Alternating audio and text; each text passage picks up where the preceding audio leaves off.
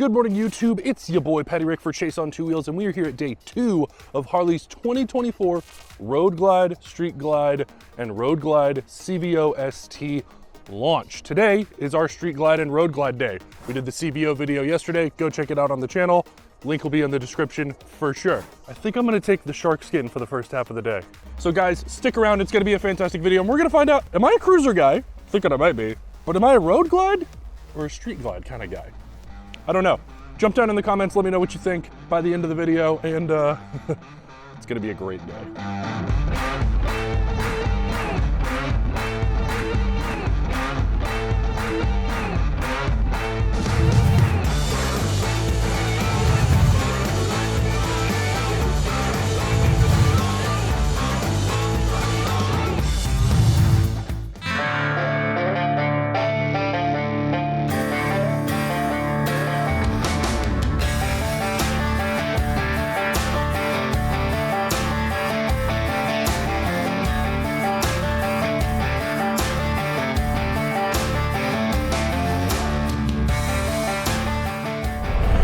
All right, gang, we are rolling out of our beautiful hotel in Lake Las Vegas. We are about to spend the entire day riding. So I am cruising on the Road Glide 2024 in Sharkskin Blue this morning. Absolutely beautiful bike. First half of the day today, I'm gonna be on the Road Glide. I will spend the second half of the day on the Street Glide. So big things about this Road Glide that are important. Again, that 117 engine that is VVT-less on this model for the upgradability. 6-speed transmission, totally retuned front suspension.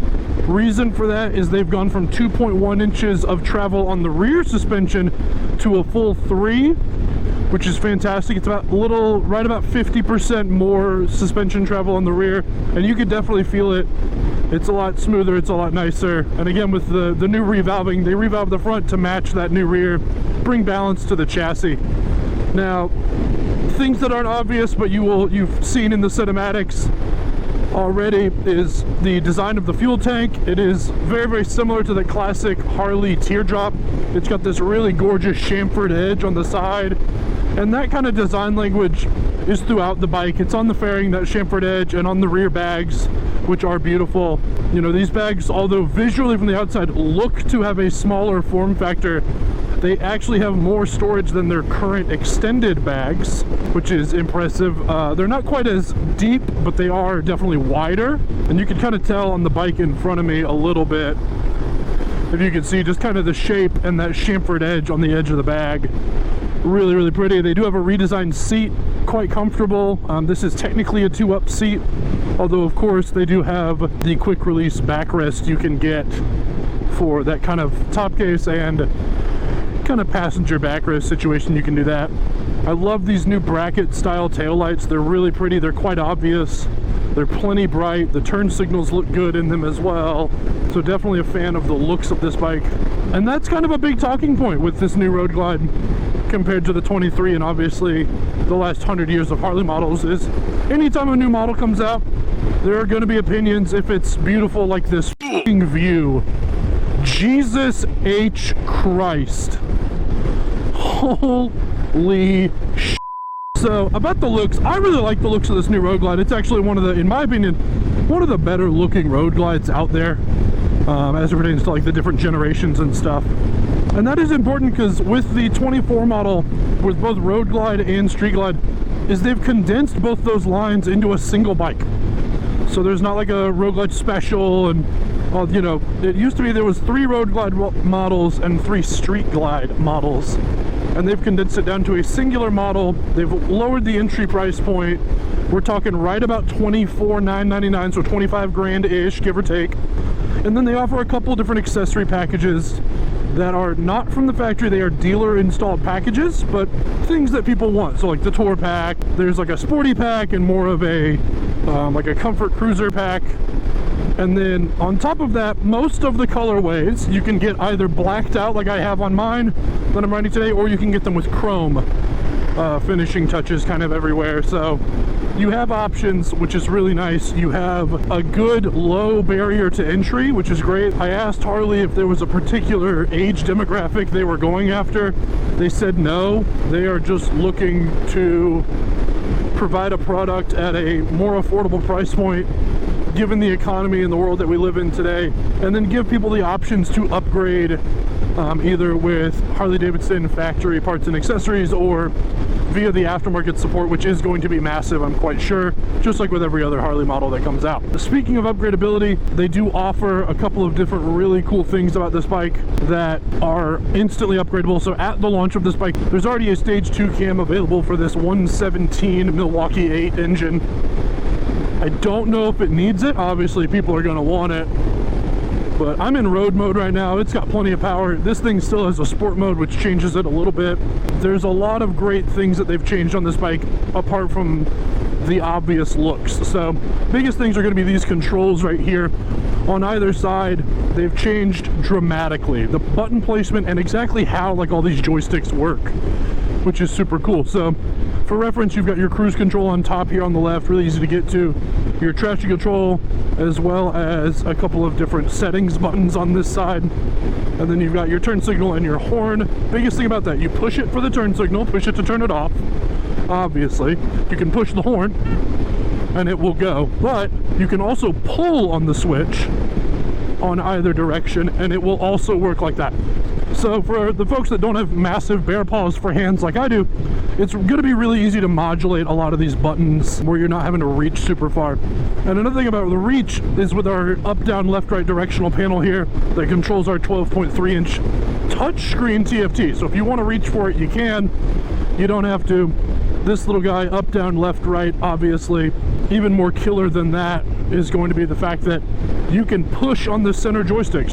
Instead of having to take your hand off the bar to reach the far button, you can simply push on the joystick in any given direction that you want, which is fantastic. And you can do the same with the audio controls on the right. And I love that they've actually finally condensed the audio controls all to the one side.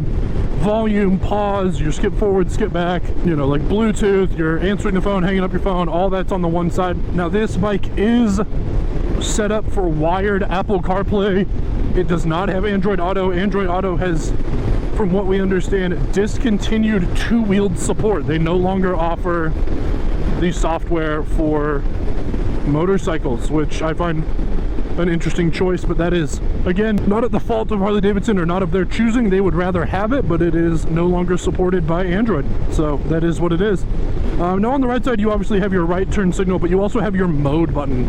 And there are a couple of different modes on this bike that we need to talk about. So first and foremost, I just dropped it into rain mode, and wow, that is a drastic difference. You are able to quite easily, you can definitely feel rain mode. It's going to have your most amount of rider aids, ABS, traction control, your 6-axis IMU, all that fun stuff. Secondary to that, you have, if it'll load, is road mode, which is the mode I've chosen to cruise in for the better part of today. And again, you're still gonna have traction control, your ABS, quartering ABS, 6-axis IMU setup, all that fun stuff. It is just a little less invasive. Obviously in rain mode, it is set to be full aid to help the rider as much as possible. Sport mode, it does change those aids again. It also changes the throttle input just like it did from rain to road. And then there is a custom mode as well, so you can get in there and really customize the mode all you want. As more and more manufacturers are giving us a custom or a rider mode, it's making life really easy for the rider to really get into the system and play with everything that's going on. So I do love to see that. Next thing to talk about is going to be this kind of big front fairing. I'm not, historically, not a cruiser guy, as we know. And I'm not big on the front fairings. I thought they kind of looked goofy, but given how I've been riding the last couple of days on these bikes, I get it. I understand. You know, you're out here, long trip, there's very, very little wind on my upper body. There's a little bit on my legs, which is what I want. It's down there to keep the engine cool, down there to keep my legs cool. And I've got some wind kind of right here, right in my forehead area, which is not terrible. They do offer different windshields for these bikes to change that. And then I also have that little vent I can always close whenever I need to, but I am enjoying the little bit of airflow that that guy does give me. So you've definitely got a lot of options as it pertains to customizing this bike. It's a Harley. They're gonna have a ton of parts and accessories for these out of the box. They always do. So speaking of keeping cool, I want to talk about the heat that this engine is throwing off, or rather that it isn't. They've got a fairly new system. They came out with it a couple years ago. It is a liquid cooled cylinder head. The actual cylinders and the bottom end are still oil and air cooled, but the cylinder heads are liquid cooled. They've revised that system for 2024, focusing on the rear cylinder head. They did notice after testing, but they've liquid cooled the rear cylinder head primarily. And let me elaborate on that. Essentially, the liquid cooling system was previously set up to go into the forward cylinder head, the one furthest away from the rider, and then into the rearward head in like its cooling cycle, basically. It's just how the system was flowing in the previous generation. This system is the opposite. It cools the rear cylinder head first and then the front. So it means that the coldest coolant is going into the rear cylinder head, the one closest to the rider, because they've done the research and they've determined that that is the cylinder head that gets hottest while riding. Now, what that means is obviously less heat closest to the rider, which is going to make this a much more comfortable bike to ride on really long, hot days. But that rear cylinder head stays a lot cooler. It is noticeable. Like, I can put my hand right down by the engine and I can't really feel a lot of heat coming off of it. My legs certainly don't feel it. Even with these adjustable wind deflectors that I have down here, I'm still really not feeling a lot of heat coming off this engine. Not off the intake or anything, nothing like that. And speaking of the intake, we'll roll into that. Revised for the 2024 model is a different breather and a different actual intake manifold. So how the connection between the breather and the cylinder heads has been revised. It's a much smoother connection. It is designed to produce more power more efficiently. Air, if you know anything about fluid dynamics, does not like to change direction at all. And they've made it a much smoother transition between the breather and the cylinder head, giving it increased flow into their newly designed cylinder head. So they've actually gone internal, changed around quite a good bit. From a engineering standpoint, I could explain it. It would bore you. If it is something you want to know about, jump into the comments section and maybe I can make a video with one of the Harley engineers while I have them here. I may release that video if you guys want it. It's mainly for me. I'm big on the engineering stuff and I love to know more and more about it. So if you want to see that video, jump in the comments and let me know. With that kind of increase in engineering into the cylinder head, obviously more horsepower, more torque, smoother. You know, they've managed to design this engine in a way that produces good low-end torque, good high-end horsepower, gets good gas mileage, is fun to ride. You know, at any point in the throttle band, it's a smooth and linear power delivery I'm a huge fan of. Super happy with that. So let's talk ergonomics. So again, we talked a little bit about it earlier. I'm a little leaned back. I could sit upright a little bit more, and that's definitely more comfortable, but I do get a hair more wind noise on the top of my helmet doing that, which is not ideal. But ergonomically, my hands are kind of just below my shoulder height, a little bit of droop in my arms. Really comfortable. I like this height for the handlebars. I don't think I'd like anything taller or really anything much lower, but I may change my mind on the Street Glide later on. Those do have a significantly lower handlebar. Kind of my one gripe right now is the mirror placement is kind of odd. I'm hitting my fingers on it when I'm reaching for the clutch, or you know, if I'm in an area where I'm not worried about covering the brake, which is very rare to be fair, but I am hitting it with my knuckles. So I'd like those mirrors to be a little bit higher, but you know, they're definitely not in a bad spot. I do like how they are laterally. I'm not looking at my shoulder at any point. I can clearly see behind me. The shape of the mirror, classic Harley, looks quite good. I'm pretty happy with it. But yeah, I just want them to be a hair taller. But I'm gonna quit jibber jabbering. I'm just gonna give you guys some beautiful mountain views to look at, and yeah.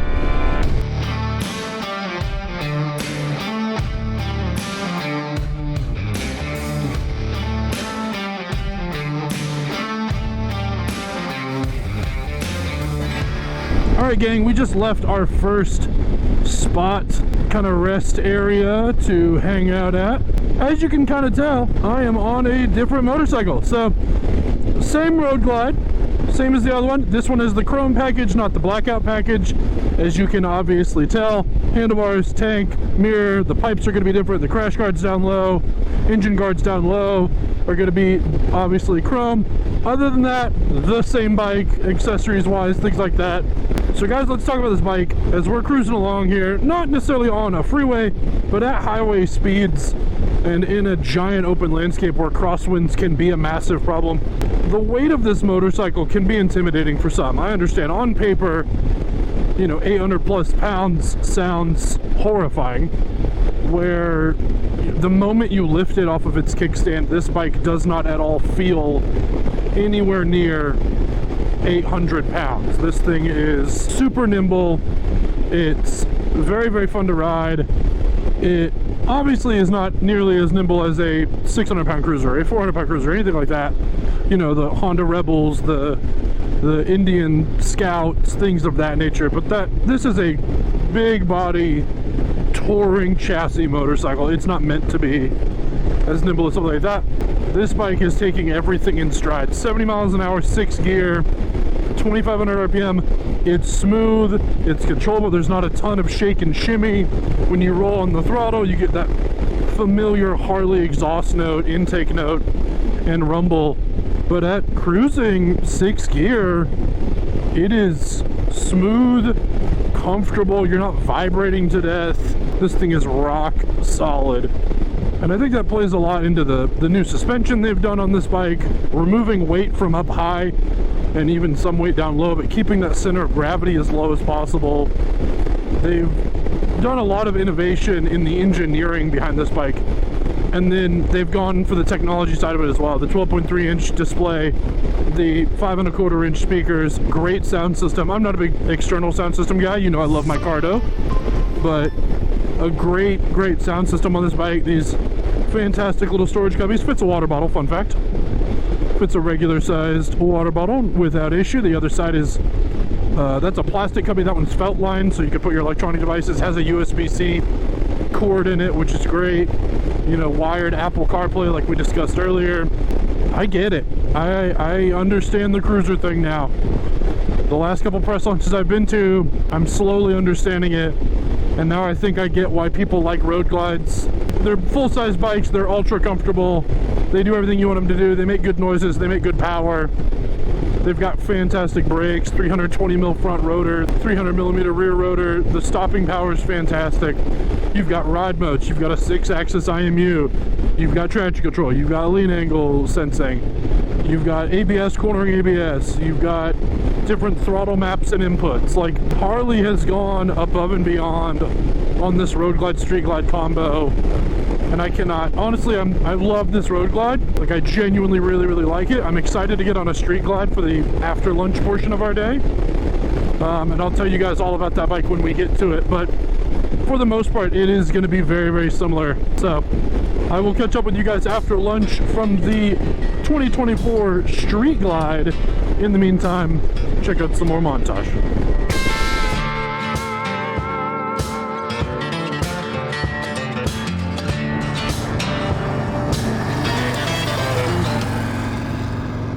Okay, gang, we are here at our lunch spot. We are about to roll out, and I am on the street glide. So although it is the same color of the first bike I rode today, Sharkskin Blue, absolutely beautiful, this is the 24 street glide.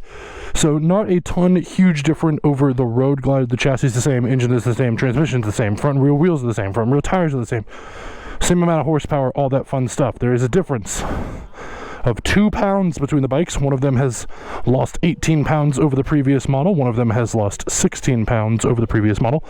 Other than that, they are vastly the same. Same infotainment, same hand controls, same GPS that's built in, Apple CarPlay. The big difference, obviously, is going to be the handlebar mounted front fairing. So, this big old street glide. Let's check it out for a second. So, before I get rocking and rolling, you guys check out some beauty shots of this thing.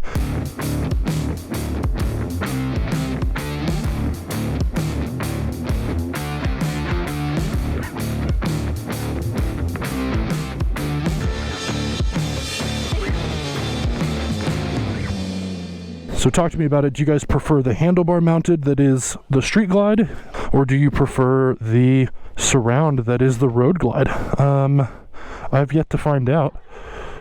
First off, immediately, I like these mirrors a lot.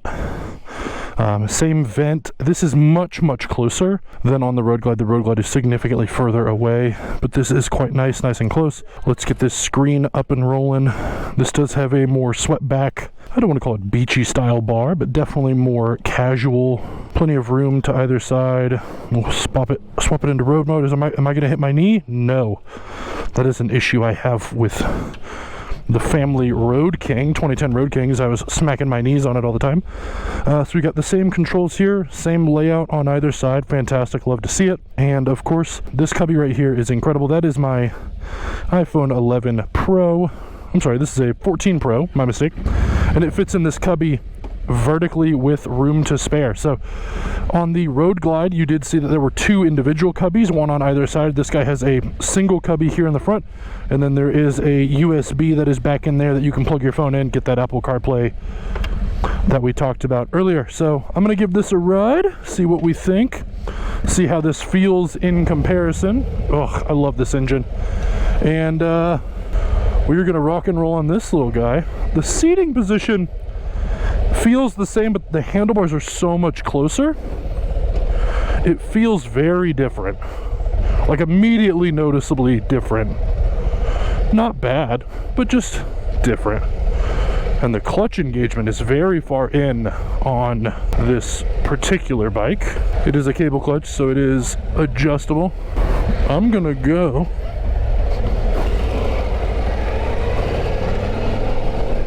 so immediately gauges significantly closer. Obviously, they almost feel, just due to the size of the screen, it almost feels like everything's wider apart. But again, that's very much have to do with the screen. For me personally, I think this Street Glide kind of bar position and ergonomic triangle is much more relaxed. Like my arms are very low. They're very close to my knees, which is kind of a weird feeling. Very similar to the 2010 Road King that I have ridden quite a few times. I'm not a huge fan of how low these bars are, to be honest, like off the rip. That being said, you know, it's been a whole mile that I've been on this so far, and I may change my mind here in a bit, but for right now at least, it is just a bit kind of odd. Let's talk about this screen, because we didn't really talk about it with the Road Glide. So we've got obviously your flash to pass button over here, your cruise control.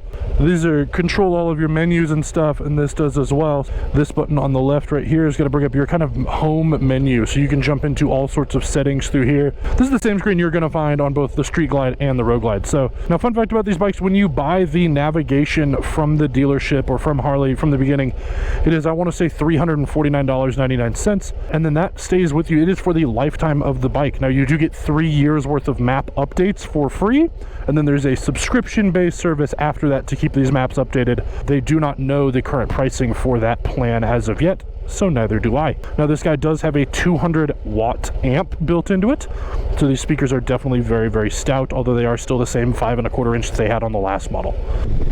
Let's talk about the big differences between this Street Glide and the Road Glide and the Road Glide ST that I rode in the last video. So I'll tell you what, this Street Glide is surprisingly different in its feel than that of the Road Glide, and that's mainly due to the front end.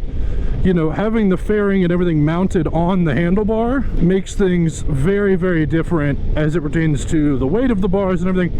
When you're sitting still, the difference is hardly noticeable. If anything, I almost feel like this is a little lighter when you're sitting still, handlebar wise. But once you're moving and you're moving through the turns, you can definitely tell that there's a difference. And I don't want this to sound like a negative thing, because it's not. It's very much a personal preference situation, but I do prefer the feel of the Road Glide. I feel like I have a little more feel coming out of the tire. It is a lighter feeling, especially at speed. Not that it's so light that it's uncomfortable or dangerous or anything of that. It's just more so you can definitely tell a noticeable difference to what this feels like versus what the Road Glide feels like. The Road Glide feels lighter. It feels like you have a really good connection to that front contact patch on the tire. I feel like when you start to get into a turn, you're adjusting your body position, you're in a place that you want a lot of feel out of the front end.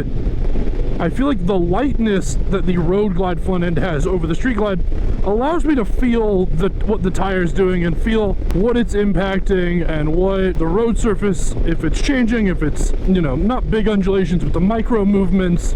I feel like I get a much more feel through the handlebar. In turn, this feels much more stable at speed in a straight line. With the extra weight that's on the front end of this Street Glide handlebar, it does a really good job of instilling good confidence. You get into like the big sweepers where you're not really pushing for speed or anything like that. You're just kind of cruising. It is quite nice to have, like, you know, a good bit of weight up front, because I can set the cruise control, take my hands off the bars, no problem. And this thing's gonna keep tracking straight like a bullet. Not that the Road Glide won't, but I have that confidence on the Street Glide.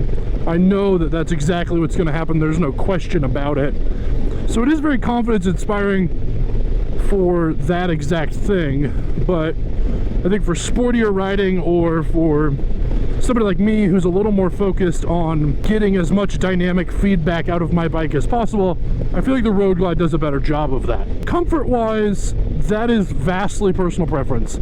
Some of the guys on the ride are, you know, of a normal height. They're nowhere near the 6'3" that I am. There's some guys that are as small as 5'5", some guys that are anywhere between 5'8" and 5'10". Those guys, the Street Glide seems to be the comfort option for the not so tall riders. Whereas for people like myself, I think they prefer the Road Glide. And I think what that is more than anything is just handlebar placement and what you want to feel from the bike. You know, the biggest thing I could say, the Road Glide from a feel standpoint, subjectively, the screen's a little further away, it's a little bit taller, and the handlebars being taller up kind of gives you more of a sense that you're sitting in the bike, which is a feeling that I personally enjoy. There's a lot of people who don't like that.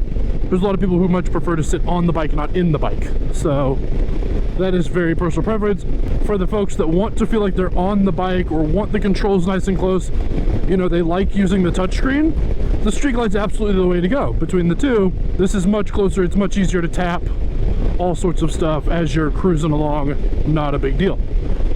So I think it's one of those things where that's going to be a game of what you prefer and what you like to do and how you like to feel on your bike. Because for me, like, I just prefer to be in the bike, not on it. And that's just, I'm a big guy.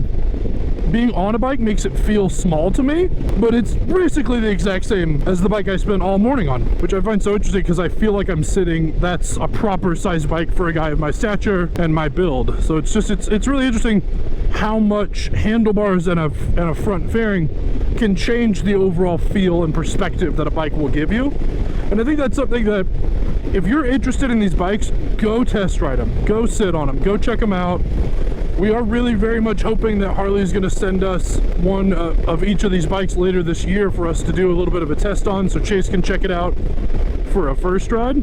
Absolutely is what we would love to happen on the channel, is get Chase on these bikes, get his opinion on our first ride route, maybe even a 1-month review. Drop it in the comments if that's something you guys want to see on the channel. And again, I'll say it before I'll say it again, like, subscribe, hit the bell notification. That being said, I really, really like both of these bikes. My personal opinion, I much prefer the Road Glide purely for the feeling that it gives me. And I like getting more dynamic feedback through my handlebars. I do like the fixed fairing, the look I almost prefer. I love the turn signals built into this. I love these larger, really wide external mirrors. They're really, really useful. I like the placement. They're easy to move around. My only real complaint with them, again, is that I wish I could get those on the other fairing, but that might look a little weird from an aesthetic standpoint on that bike. And like, this thing is rock solid 60 miles an hour, a fair bit of lean angle, not a ton, but the weight on this front end, so solid, just holds this thing rock steady all the way. It is so nice. So yeah, the Road Glide does a really, really good job at a lot of things. The Street Glide does a really good job at another set of things. Now again, with the suspension, the brakes, the engine, transmission, exhaust, all that stuff being vastly the same, Both bikes are available in all of their color combos, which is fantastic.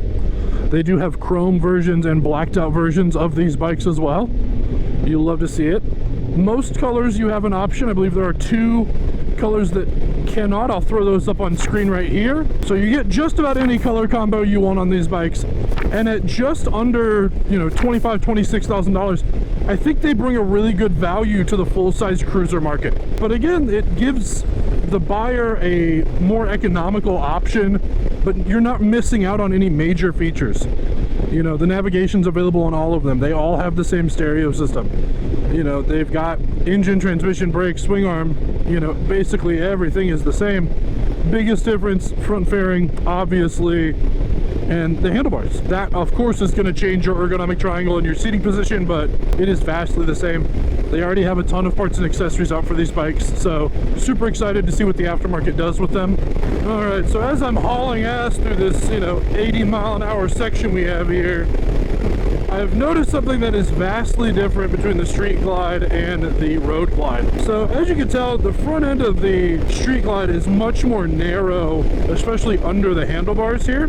So much so to the point that I'm getting a lot more airflow under the Batwing, and it kind of hits the tank and actually swoops up and really like up into my jacket. It's kind of cool. It's really nice. I will say, it's producing a lot of wind noise from my helmet. And it's not necessarily my helmet's fault. I can feel the wind come right up through this gap and hit me like right in the neck. It's deafening. It's extremely loud. I'm kind of having to shout into the microphone because it is very, very loud. Again, it feels fantastic. If it was a hotter day, I would not be complaining that it's loud because it would feel so great. But that is a major difference between Street Glide and Road Glide. You know, I'm not trying to on the Street Glide in any way, shape, or form. It definitely has its uses. It's got its market. It's overall, I think, a really, really good, fun bike. Can't wait to see what Chase has to say about it, but for me, I think it's Road Glide all the way, personally. So, outro crew, jump down in the comments section, my outro friends, and let me know, are you a cruiser guy, are you not? If you are a cruiser guy, are you a Harley or an Indian guy? Let me know either way. And if you're neither of those things, then great, that's also cool. I'm a big ADV guy, but honestly, I think this Road Glide might be converting me. We'll have to see. But again, it's been Paddy Rick. Thanks for coming out and hanging out with me, guys, gals, and we'll see you on the next one.